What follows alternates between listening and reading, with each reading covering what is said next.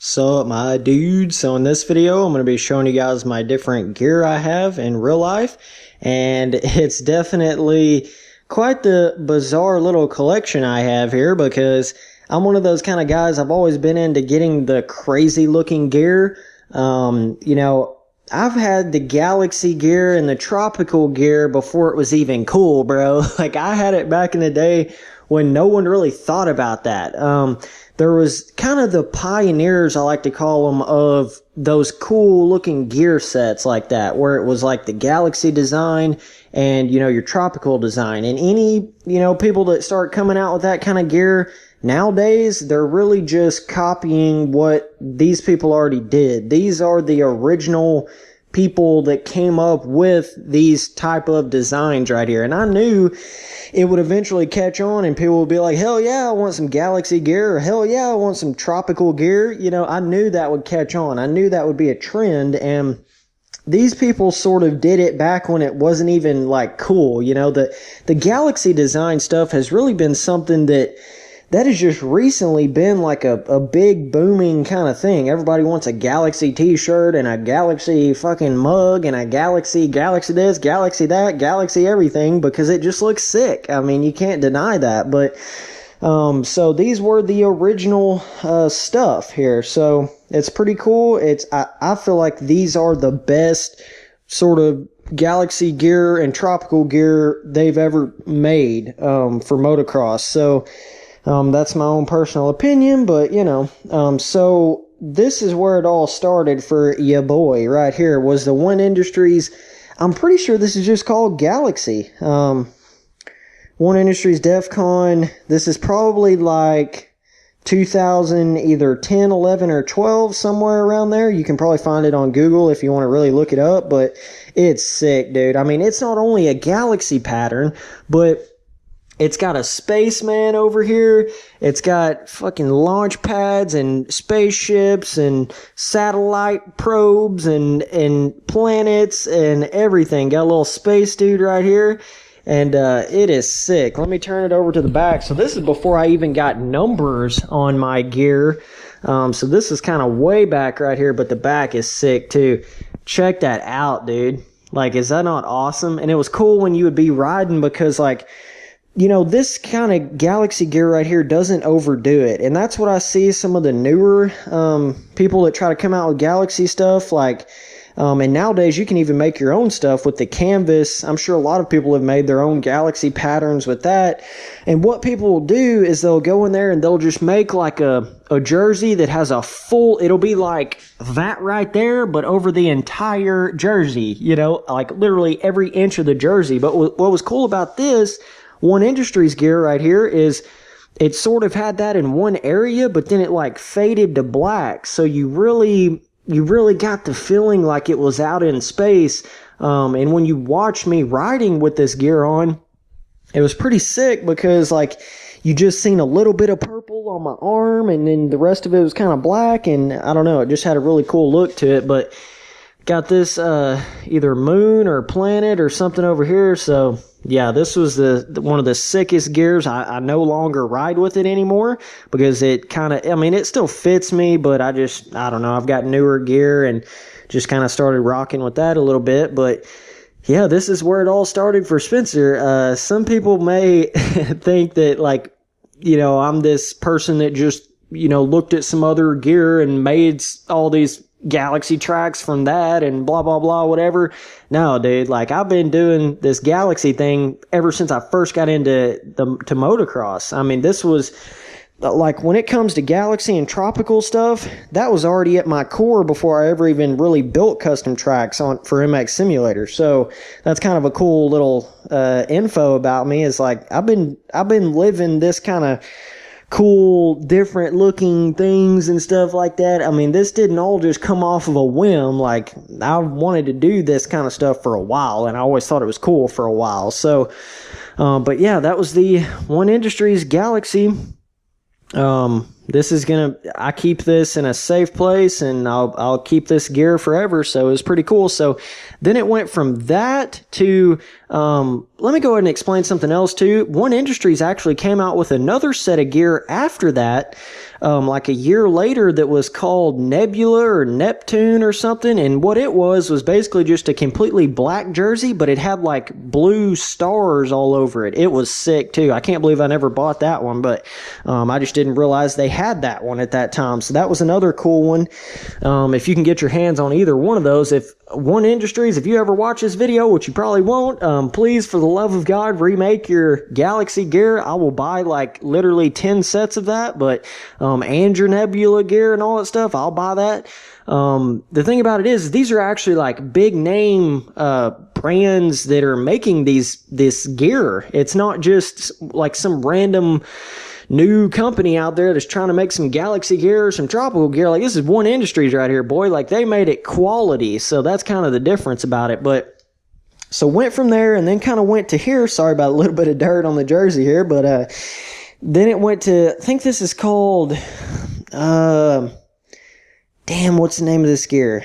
Warp Speed or Light Speed, maybe? One Industries Light Speed. I'm not exactly sure the name of this gear, but thought the name was kind of cool, thought it was cool. And that's kind of the three pieces of really cool gear One Industries came out with, like throughout, I think it was like 11, 12, and 13, or 10, 11, 12, something like that. They came out with the Galaxy, then they came out with that Nebula star pattern, whatever. Then it went to this right here the next year. So a lot of you people have probably seen this gear right here. But I've actually got my name and number on this. So it was a decent set of gear. Definitely not my fave, you know. Not like, oh my gosh, I just absolutely loved this gear or anything like that. But it was alright. Kind of cool. Cool little design, cool colors and stuff on it. So it went from there, then on to the Tropical. A lot of you guys probably know this gear right here. I actually seen Ryan Villapoto wear this gear in one of his last motocross races.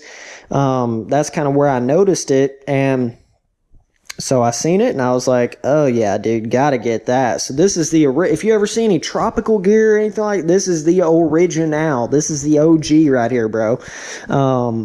You just can't really beat it. It's sick. And it's kind of crazy how the coolest part of the gear is like this really small circle right here that you don't hardly ever really see. But a lot of times you're really just seeing like the arms with the Aloha flowers and stuff like that. Got the back here.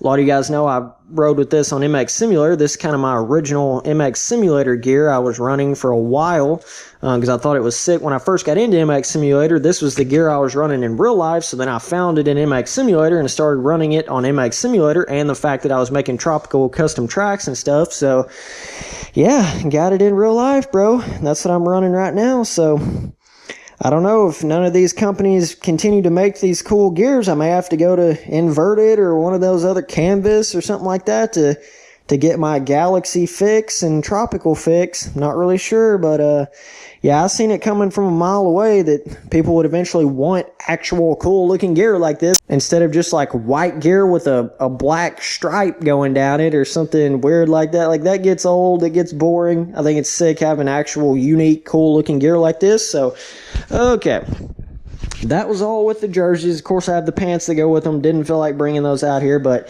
got these Pastrana knee pads here, and they're pretty cool because they're small, lightweight, can go right under your pants.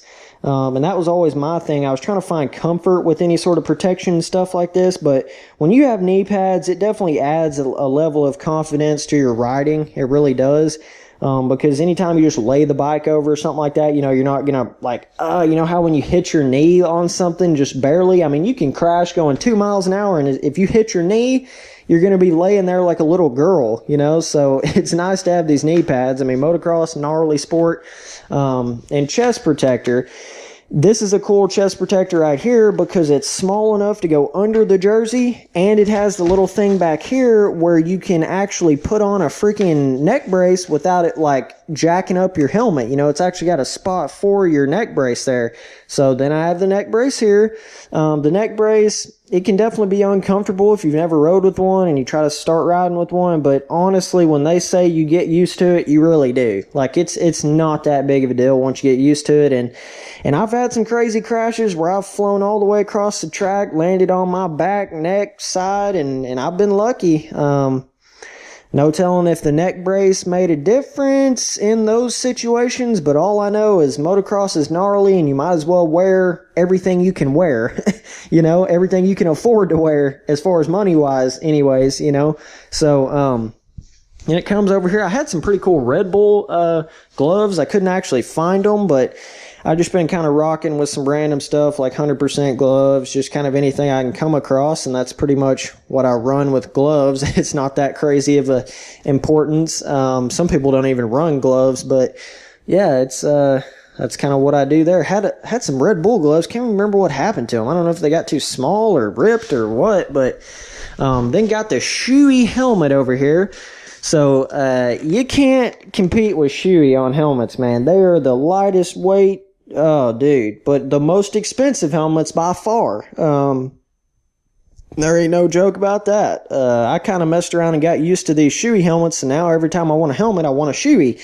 And that's definitely hurting the bank for sure, but it kind of sucks. Anytime you have a really hard crash, you need a new helmet, and there goes another $500. It's not fun doing that, but looks like this is probably the one I flew over the track on that new bike.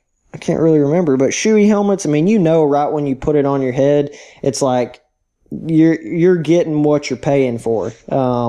Just the comfort of it and the way it fits your head and the lightweight feel of it compared to other helmets, it's amazing. But as far as goggles, I mean, I've been all around the world with them. 100% is what I've been kind of running right now, just messing around. It's kind of one of those things, kind of like gloves. I mean, you can just run basically whatever.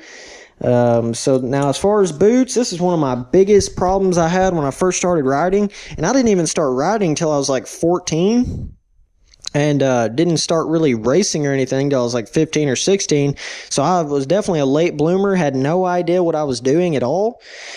And one of my biggest problems was when I started wearing actual dirt bike boots, I couldn't shift. I couldn't even move my foot. It was like I had to pick my foot up like that to actually shift the gears and stuff, and I didn't know what the heck was going on. I was like, how are people doing this? This is crazy.